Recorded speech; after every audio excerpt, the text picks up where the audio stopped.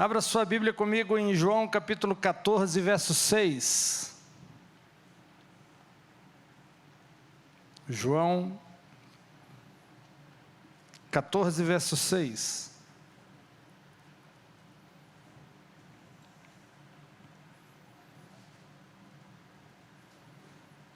O texto diz o seguinte: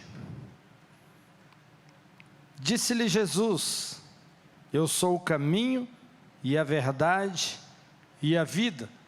Ninguém vem ao Pai, senão por mim. Somente até aí. Nós temos um destino. Nós temos um alvo. Nós temos um desígnio. Deus pavimentou o caminho que nos leva a esse destino. Destino preparado por Deus na cruz, na pessoa de Jesus Cristo. Não tem como você chegar nesse destino se não for por meio de Cristo. Não tem como você alcançar esse alvo se não for por esse caminho chamado Jesus. E nesse caminho chamado Jesus nós encontramos graça, nós encontramos amor, nós encontramos segurança. Nós encontramos a herança, nós encontramos as bênçãos. Nesse caminho iremos experimentar e conhecer um Deus doador, um Deus generoso. O Pai será revelado nesse caminho. Iremos conhecer o seu coração, sempre disposto a nos abençoar. O amor vai ser revelado. E o nosso destino alcançado. No reino de Deus, o menor sempre é abençoado pelo maior. Hebreus 7, verso 7 diz isso. Ora, sem contradição alguma, o menor é abençoado pelo maior. Posição superior sempre abençoa quem está numa posição inferior. Essa é a mentalidade que você deve ter em relação a você e Deus. Deus que é superior a nós, homem, está sempre na posição de abençoador, e não ao contrário. Deus quer te dar e não te pedindo algo, Ele está querendo te entregar. Deus é um doador e não um recebedor. E a fé é a única forma de aumentar a capacidade de receber dele. O amor dá, a fé recebe. A fé, na verdade, é como uma janela. A janela, ela não cria luz, ela só permite que a luz entre. Janelas grandes, mais luz dentro de casa. Janelas pequenas, menos luz dentro de casa. A quantidade de luz, na verdade, depende do tamanho da janela. Muita fé, muita luz. Muita dependência, muita luz. A pergunta é: Deus quer te inundar de luz, mas qual o tamanho da janela da sua vida? Qual o tamanho dessa janela chamada fé na sua vida? Qual o tamanho dessa janela chamada dependência do Espírito Santo na sua vida? Tudo isso vai definir a quantidade de luz que chega, que entra dentro de você, que ilumina os seus caminhos, que ilumina a sua vida. Ore por mais luz em sua vida. Ore para que a luz de Cristo realmente invada a sua vida. E quando a gente fala de oração, simples é igual a poderoso. Orações curtas e simples são eficazes. Você vai ver a oração de Elias no Monte Carmelo, a oração de Jabes, a oração de Jesus no túmulo de Lázaro. Orações simples, mas poderosas. Capaz de mudar realidades. Capaz de alterar destinos. Quando se trata de oração, essa é a coisa mais importante que você precisa saber. Deus sempre responde à oração. Por isso que nós podemos orar com simplicidade, porque é certeza que Ele responde. Eu não preciso ter grandes palavras para poder impressioná-lo, para obter uma resposta. Não precisamos implorar a Deus. Ele te ouve quando você fala. Você pode falar palavras simples, Ele vai ouvir todas elas. Na história do filho pródigo, você vê isso claramente. O pai mostrou que o filho não precisava dizer absolutamente nada para ele entregar ao filho tudo o que ele necessitava. Você conhece a história, o filho havia esbanjado sua herança no pecado.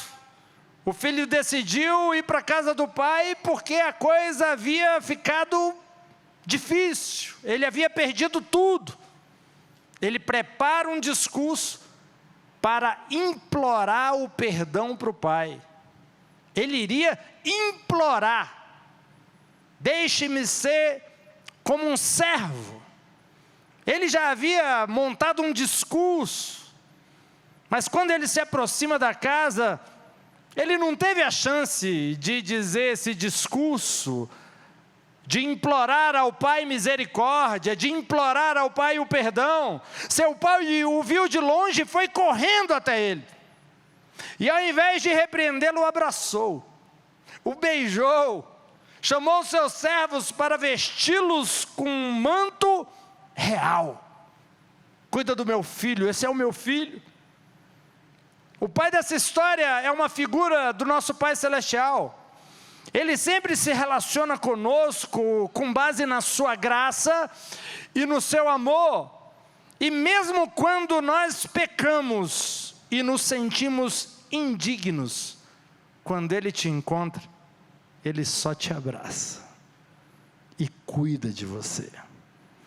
Porque o texto diz: onde abundou o pecado, superabundou a graça. A glória sempre segue a graça. E foi por causa da graça que nós fomos justificados em Cristo. Um dia nós teremos um corpo glorificado, um corpo idêntico ao de Jesus Cristo. E em nossos corpos glorificados teremos uma designação. Algo que Deus nos destinou a cumprir, que vai se estender por toda a eternidade, que vai ser para sempre. Temos um propósito maior que a vida que temos agora, maior do que a sua carreira, maior do que o seu casamento, maior do que os seus filhos, algo que faz parte de um quadro maior. Sua carreira, seu casamento, seus filhos, são partes menores disso tudo.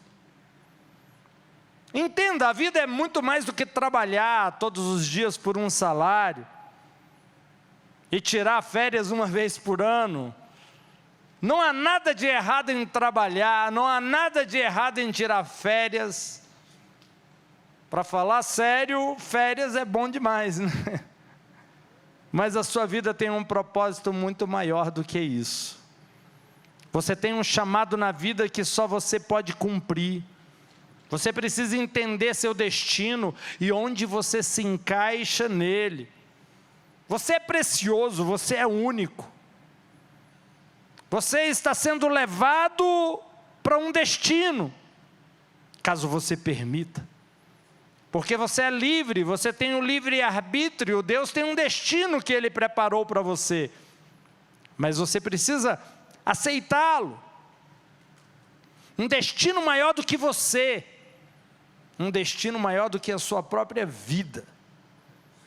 E para nos ajudar a entender o nosso destino e o nosso propósito, Deus nos forneceu recursos visuais na Bíblia. Através do tabernáculo de Moisés, através do templo de Salomão. Tabernáculo, por exemplo, era uma imagem do que estava por vir, a graça. Você vai ver que o tabernáculo todo expressa a graça de Deus. Cada parte do tabernáculo nos ensina sobre a graça de Deus. O templo de Salomão veio depois do tabernáculo de Moisés. Primeiro templo construído na Bíblia. E representa a glória de Deus. O templo foi construído por Salomão, mas quem desenhou, quem recebeu as dimensões, quem recebeu a revelação do Espírito Santo, como ele seria, foi Davi, o pai de Salomão. O templo, ele foi construído para ser magnífico. As partes internas do templo foram todas revestidas de ouro. Quem andasse no templo ia pisar em ouro, ia enxergar ouro por todas as partes. Cada parte do templo foi construída para expressar a glória de Deus. O objetivo era glorificar a Deus. Hoje, eu e você, nós somos templo de Deus, e Ele vive em nós. O templo antigo foi usado pedras especiais para construí-lo. As pedras vivas usadas para construir o templo de Salomão é uma figura minha e sua. 1 Pedro capítulo 2, verso 5 diz, 1 Pedro capítulo 2, verso 5, vocês também, como pedras vivas, estão sendo edificados uma casa espiritual, um santo sacerdócio, para oferecer sacrifícios espirituais aceitáveis a Deus por meio de Jesus Cristo. Veja, pedras vivas, que representam cada um de nós. O texto diz, construímos uma casa espiritual. Tudo que você faz na sua vida, sua paternidade, seu casamento, sua carreira, seu ministério, tudo isso está construindo uma casa espiritual. Tem o propósito de construir uma casa espiritual para Deus, que vai durar eternamente, que vai durar para sempre. É mais duradoura e importante do que a vida aqui na terra. Essa casa espiritual tem a ver com o nosso propósito divino, nosso propósito eterno. Deus tem um propósito para você que vai além de sua rotina diária. Entenda, você não foi enviado para a terra só para fazer um passeio aqui. Tem algo muito maior do que você. Deus vai fazer grandes coisas através de você e para você. Mas afinal, o texto nos compara com pedras vivas. O que são pedras vivas? É uma pedra escolhida especificamente para um propósito, trabalhada. Uma pedra que foi escolhida com algumas características. Havia um propósito especial e exclusivo. O propósito de construir o templo, de edificar a casa de Deus. E nós somos chamados de pedras vivas. Quando ainda éramos pedras mortas. Mas no dia que Deus nos escolheu, pedras mortas, Ele nos deu um propósito. De edificar um templo, de fazer parte da edificação de uma casa para Ele. Então nós nos tornamos pedras vivas. 1 Reis capítulo 5, verso 17, vai dizer, e o rei ordenou-lhes que extraíssem grandes pedras, pedras preciosas e pedras lavradas, para lançar os alicerces do templo. Os construtores de Salomão, os construtores de Hirão e os gebalitas os pediram, e eles prepararam madeira e pedras para construir o templo. O texto diz, pedras grandes, pedras caras, pedras lavradas. Não era qualquer pedra, eram pedras trabalhadas, eram pedras especiais, pedras esculpidas nas escuras pedreiras de calcário de Israel.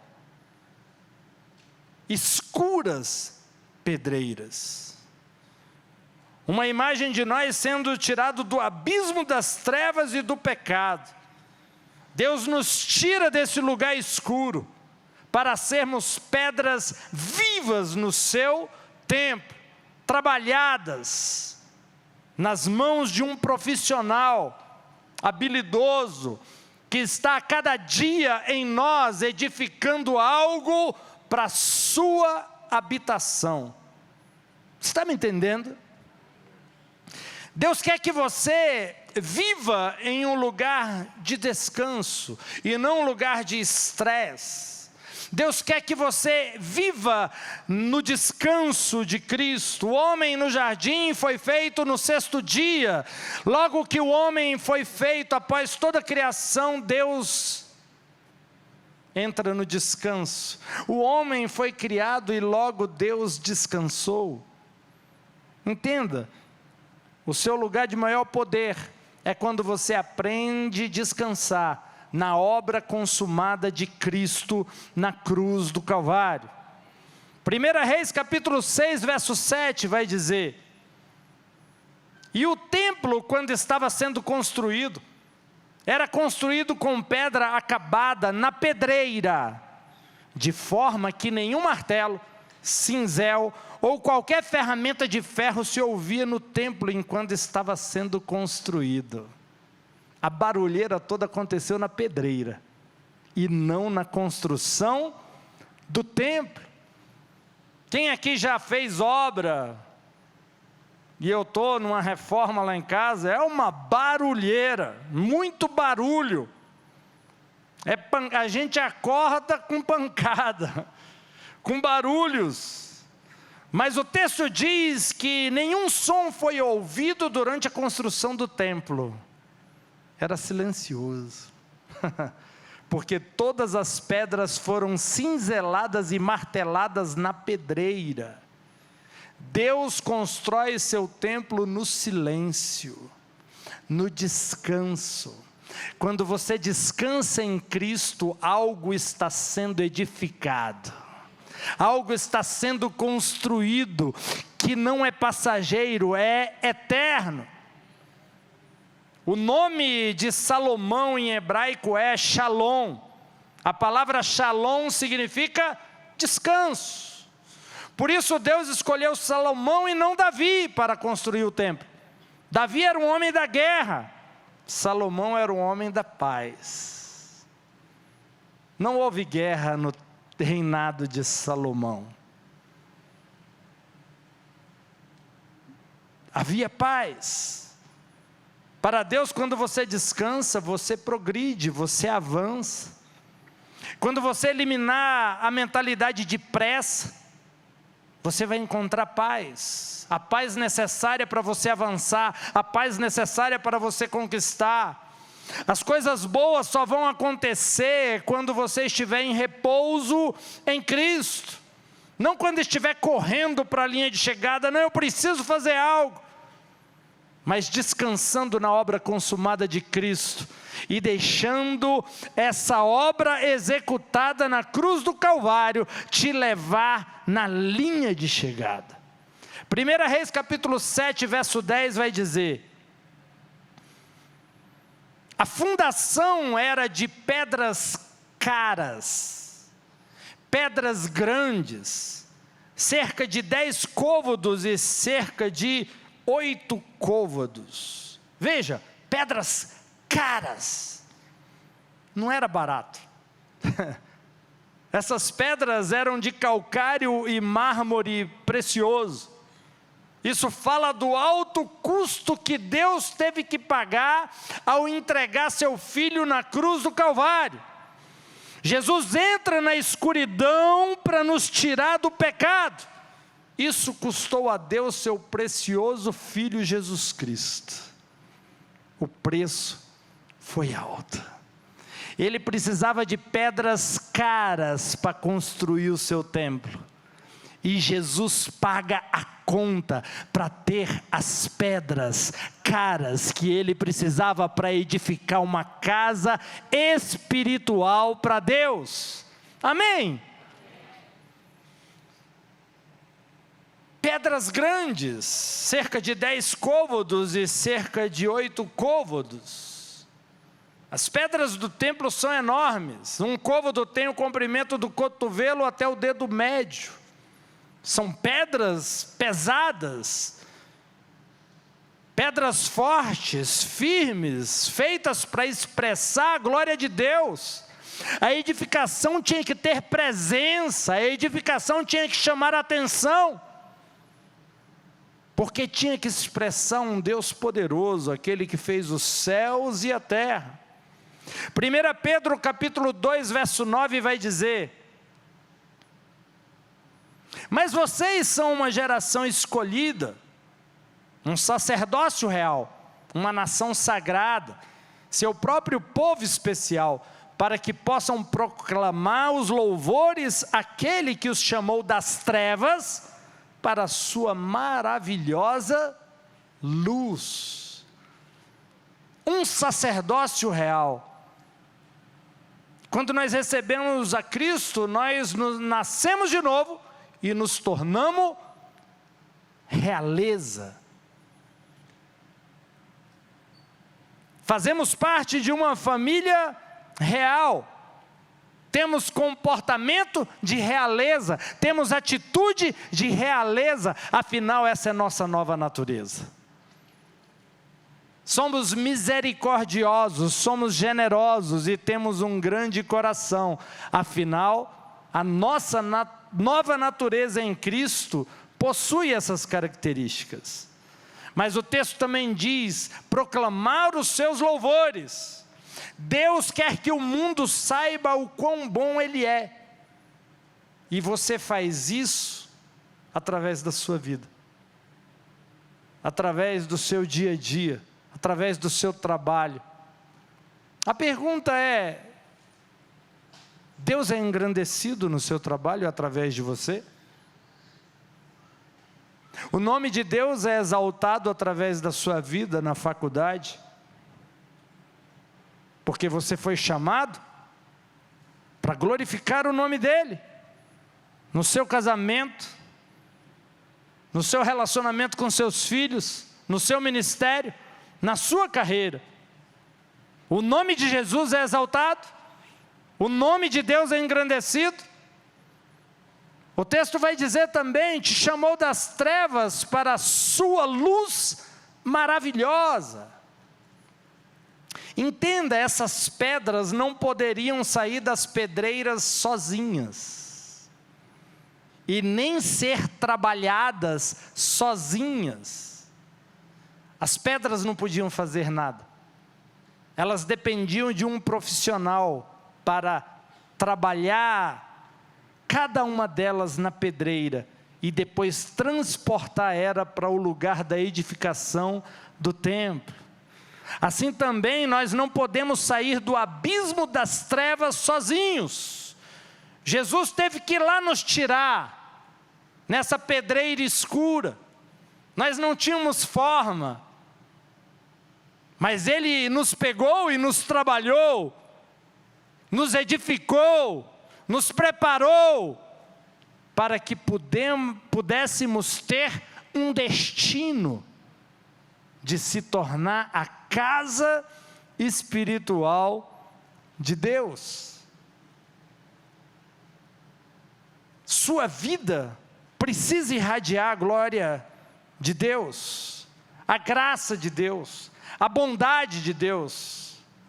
A única esperança para o mundo é Jesus Cristo. Sua vida precisa refletir isso.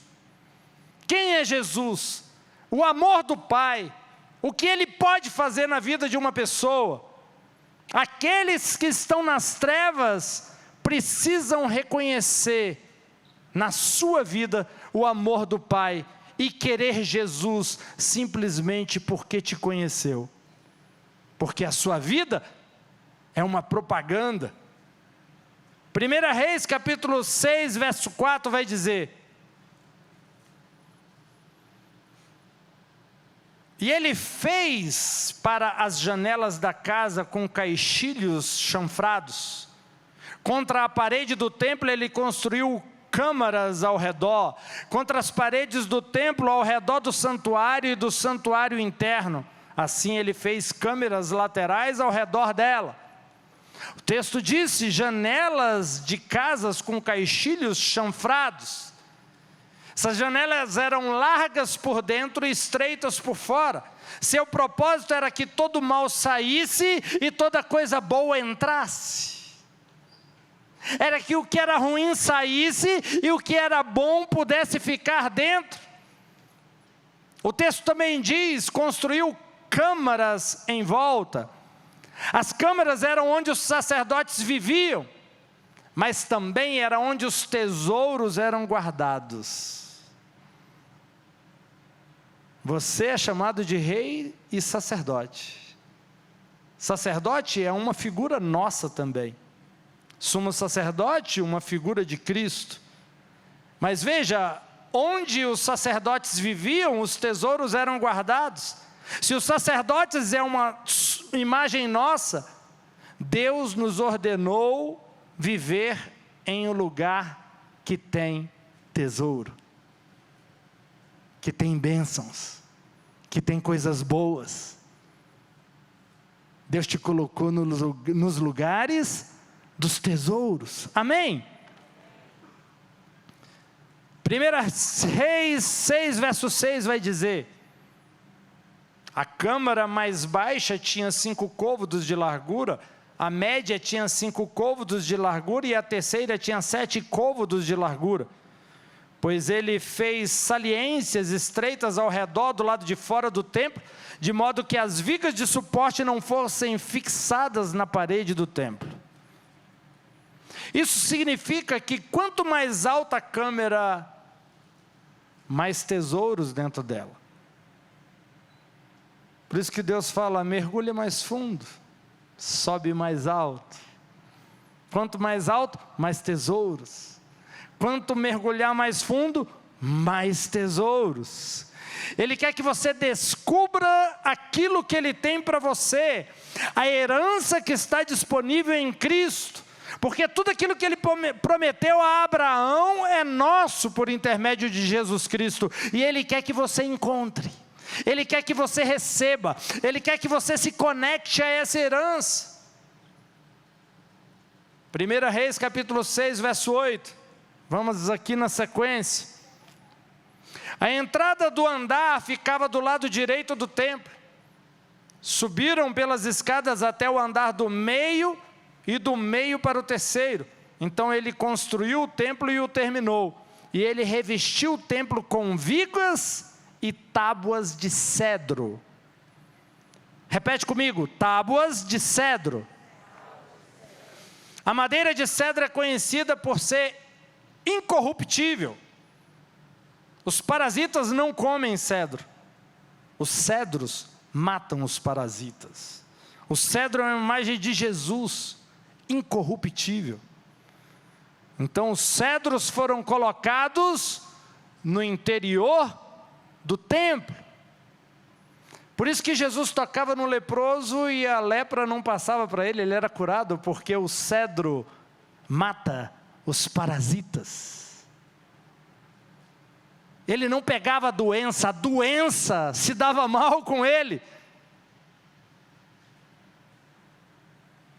Ele era aquele que alterava a realidade, alterava a temperatura. Ele não era um termômetro, ele era um termostato. Ele definia a temperatura. 1 Reis, capítulo 6, verso 18. Vamos para o verso 18. O interior do templo era de cedro, esculpido com botões ornamentais e flores abertas. Tudo era cedro, não havia pedra à vista. Olha só o que o texto está dizendo: botões. O botão de uma flor é a sua primeira forma, antes de ser flor.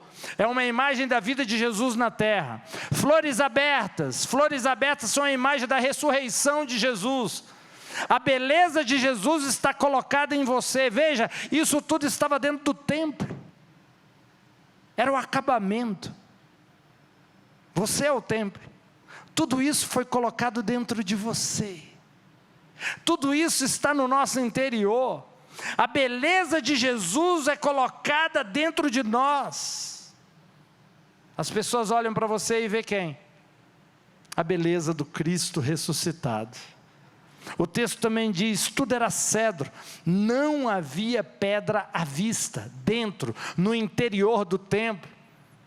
Isso significa que Deus não olha mais para você no natural. Ele te olha revestido de cedro, revestido de Jesus. E ouro, a justiça do Filho dele na cruz do Calvário. Nenhuma de nossas faltas ou pecados são vistos pelo Senhor.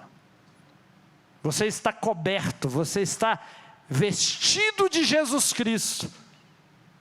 Quando Deus olha para você, Ele se agrada do que vê, porque Ele vê Jesus. Ele vê a santidade de Jesus. Ele vê a justiça de Jesus. E Deus quer mostrar isso para as pessoas, Deus quer mostrar isso para o mundo. Quando olharem para você, que eles vejam a beleza de Jesus. Como pedras na escuridão, não havia nada que pudéssemos ter feito para nos salvar. Deus enviou Jesus para nos tirar do lamaçal do pecado, da escuridão, da escravidão. E Ele construiu o seu templo e nos cobriu com cedro e com ouro. Você é algo esplêndido, edificado pelas mãos de um Deus habilidoso.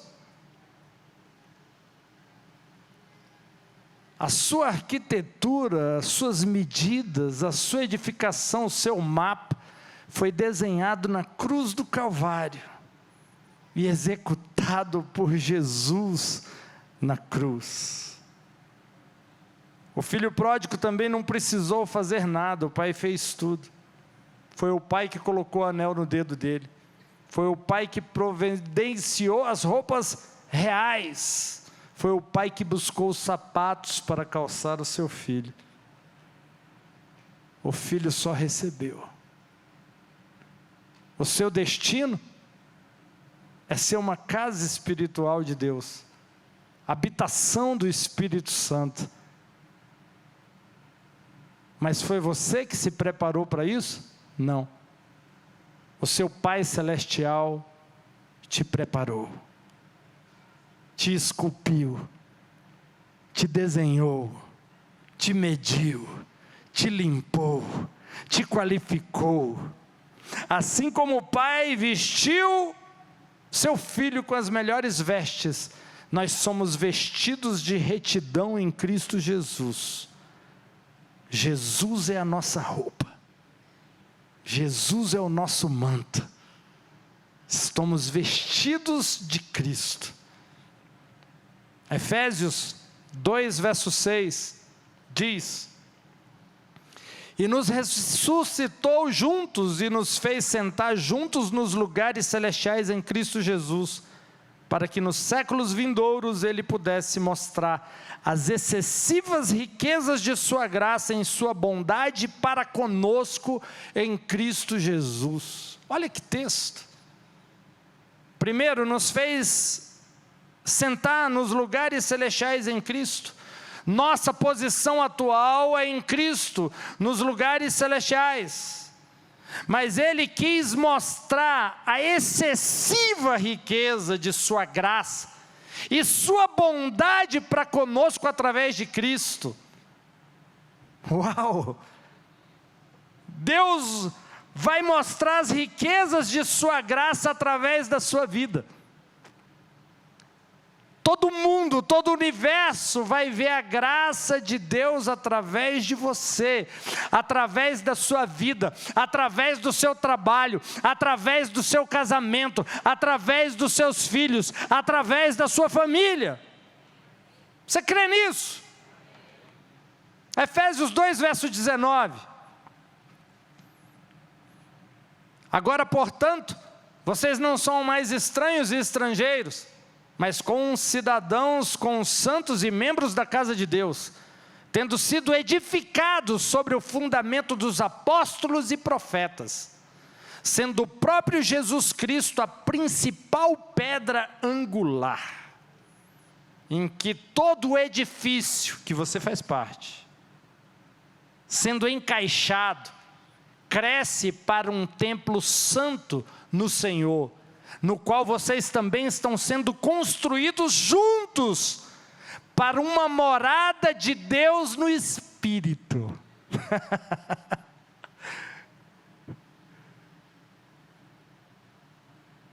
Somos pedras que edificam esse templo, e Jesus é a pedra angular, a pedra principal, a pedra fundamental. Nós estamos fundamentados em Cristo. Sabe por que esse templo não pode ser abalado? Porque a nossa base de sustentação é Jesus. A pedra fundamental é enorme. Só para você ter ideia dessa pedra fundamental aqui, que é uma figura de Jesus, ela possui aproximadamente 570 toneladas de peso. Vai lá, derruba, destrói, acaba com ela. 15 metros de comprimento aproximadamente. Nós estamos sustentados nessa pedra. Somos pedras menores, do cotovelo aqui até o dedo médio. Mas a pedra que nos sustenta possui aproximadamente 570 toneladas. Você sabe por que você não pode ser abalado? Porque quem te sustenta não pode ser abalado. Você é firme porque quem te sustenta é firme. Somos morada de Deus no Espírito. E Deus enche sua casa com a sua glória, com a sua Shekinah. Deus quer mostrar a glória dele através da sua vida. O seu destino é tornar-se morada, templo, morada espiritual de Deus. E através da edificação que você é com Cristo, nesse templo, a glória de Deus ser manifesta. Qual é o seu destino? Expressar e mostrar a glória de Deus a partir da sua vida.